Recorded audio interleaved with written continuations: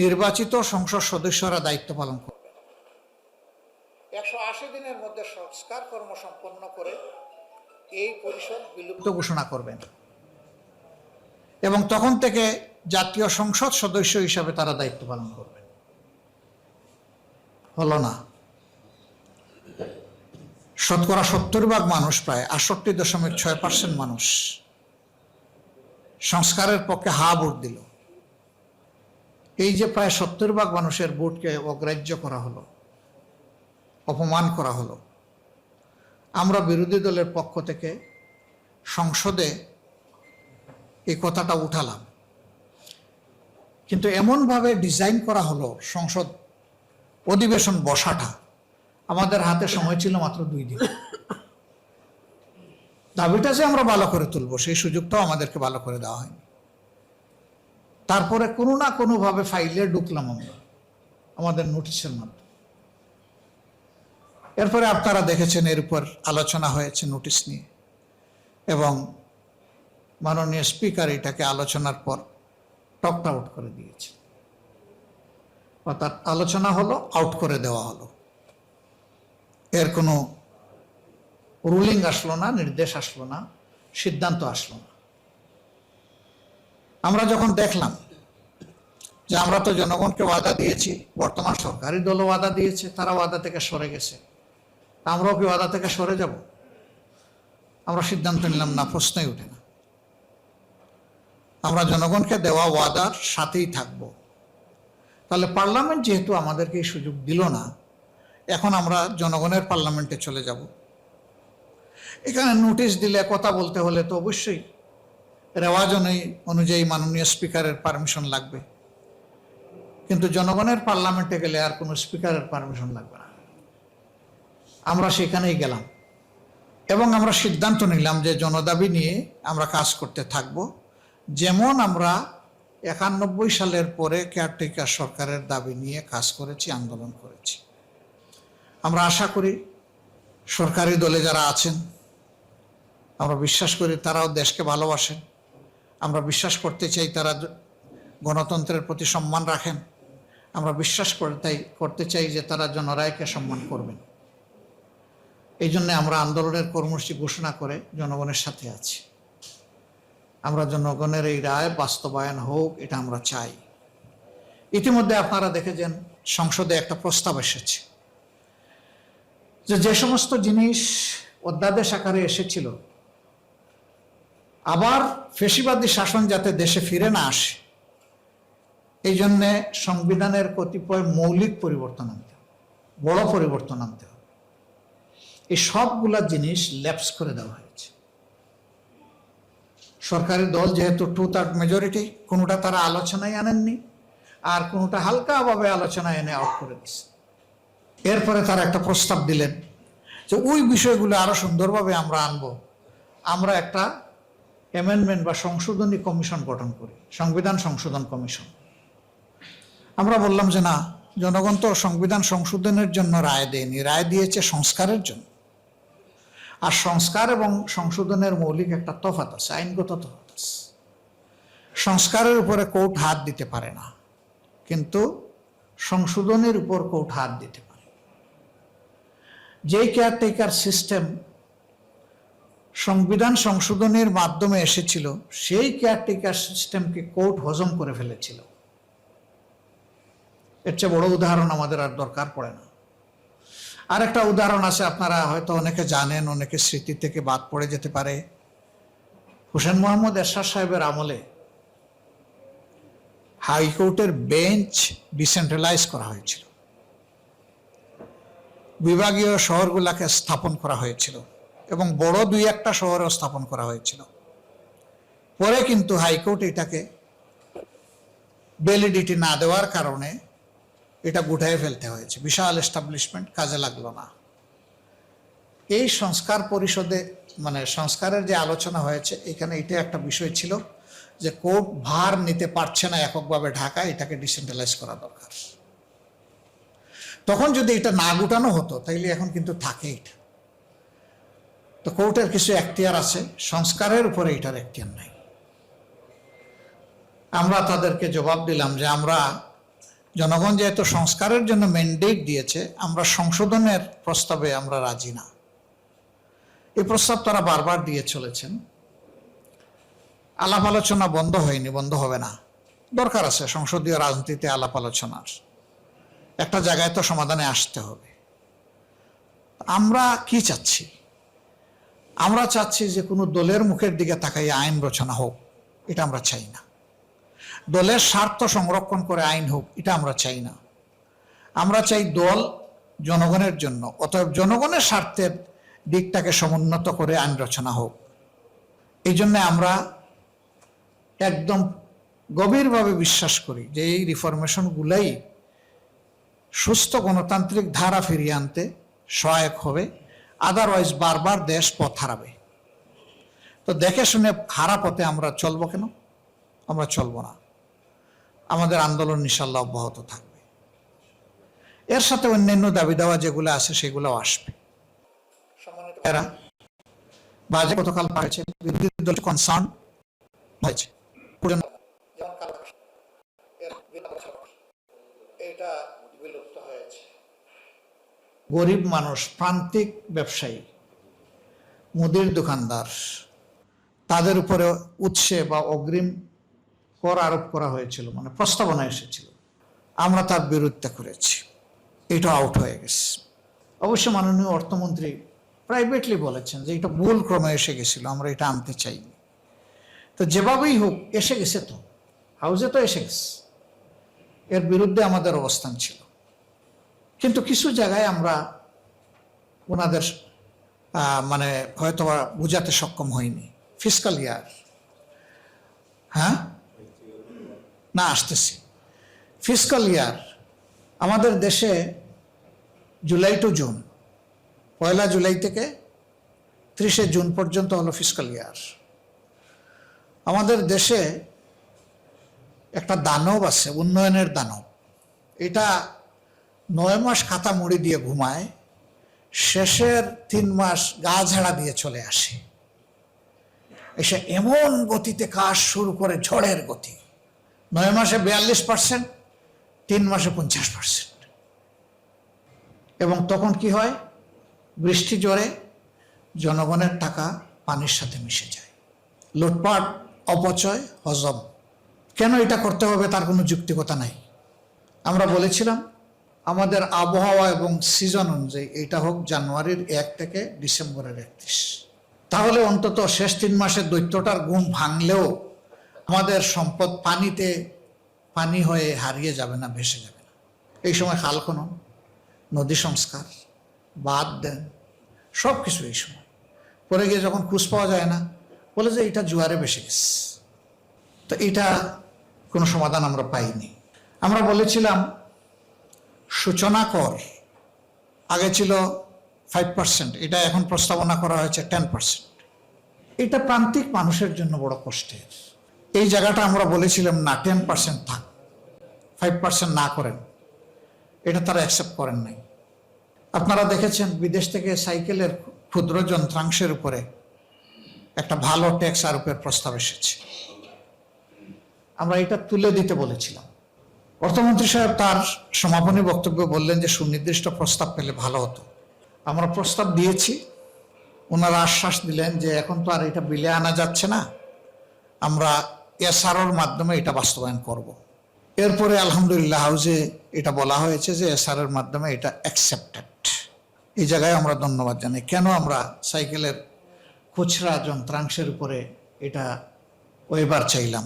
আমরা এই কারণে চেয়েছি, এইটা ব্যবহার করেন অতি স্বল্প আয়ের মানুষেরা, আর ব্যবহার করেন যে সমস্ত মানুষের ফিজিক্যাল এক্সারসাইজের জন্য দরকার একটা বয়সের প্রান্ত সীমায়। এটা কোনো বড় লোকেরা ব্যবহার করে না। এটা নাম্বার 1। নাম্বার 2, এগুলা শুধু দেশে ব্যবহার হয় না, বিদেশেও রপ্তানি হয়। এটা একটা ক্ষুদ্র শিল্প।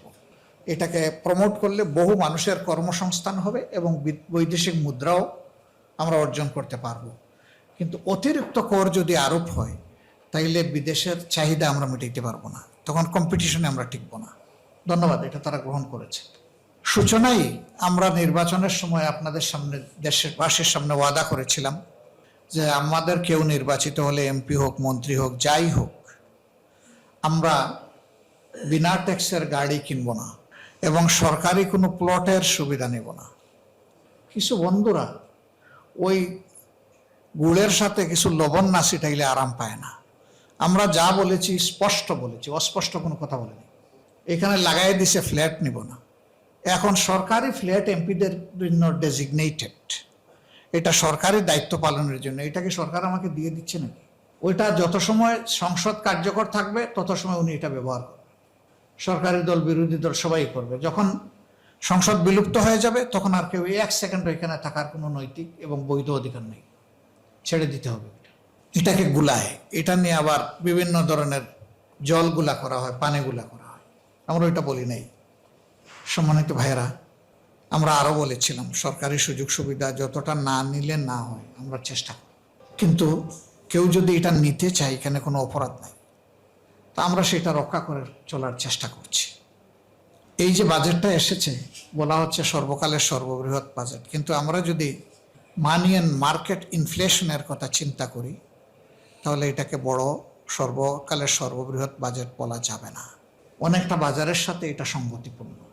বড় বাজেট করা কোনো অপরাধ নয়। একটা জাতির ভিশন থাকলে বড় বাজেট লাগবে। চ্যালেঞ্জটা কয়েক জায়গায়। একটা হলো বাজেট বাস্তবায়নের সক্ষমতা, এর চাইতে বড় হলো দুর্নীতি। এই দুই জায়গায় যদি বড় সংস্কার আনা না যায়, বাজেট হবে কিন্তু বাজেটের প্রকৃত সুফল জনগণ পাবে না। এই বাজেট থেকেই তো 28 লক্ষ কোটি টাকা 15.5 বছরের বিদেশে চলে গেছে। যদি এই দুই জিনিসের সংস্কার না হয় আবার যাবে। এই বাজেট বাস্তবায়নের সক্ষমতা শুধু এনবিআর এর না। এনবিআর তো হইল আমাদের কালেক্টরস, কিন্তু এক্সিকিউশন তো এক্সিকিউটিভ ডিপার্টমেন্টের উপর। এর সাথে একদম প্রান্ত লেভেলে গ্রামের একজন ওয়ার্ড মেম্বার এবং কোনো প্রজেক্ট হয়ে থাকলে সেই প্রজেক্ট কমিয়ে জড়িত। আমি এবারকার অভিজ্ঞতা বলি, একেবারে শেষের দিকে এসে আমরা শুনলাম যে সরকারি দলের সংসদ সদস্যদেরকে কিছু অ্যালোকেশন দেওয়া হচ্ছে, আমরা কিছু জানি না। এরপরে যখন আমাদের পক্ষ থেকে উদ্যোগ হয়ে আমরা জানতে গেলাম তখন সত্যতা খুঁজে পেলাম। তো আমরা এটাও বললাম যে ট্রেজারি কি শুধু সরকারি দলের লোকেরাই ট্যাক্স দেয় নাকি সারা দেশবাসী দেয়?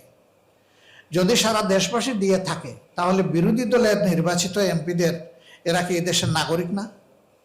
তাদের নাগরিক অধিকার তো কেউ হরণ করতে পারে না।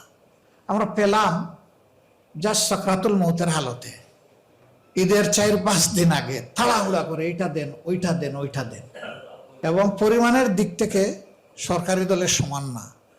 আমরা সংসদে জানতে চাইলাম যে সরকারি দলকে কি দেওয়া হয়েছে, আমরা কি একটু জানতে পারি? তার এটা জানাইলেন না, নিজের একে অন্যের দিকে তাকাইয়ে একটু মিষ্টি হাসি দিলেন।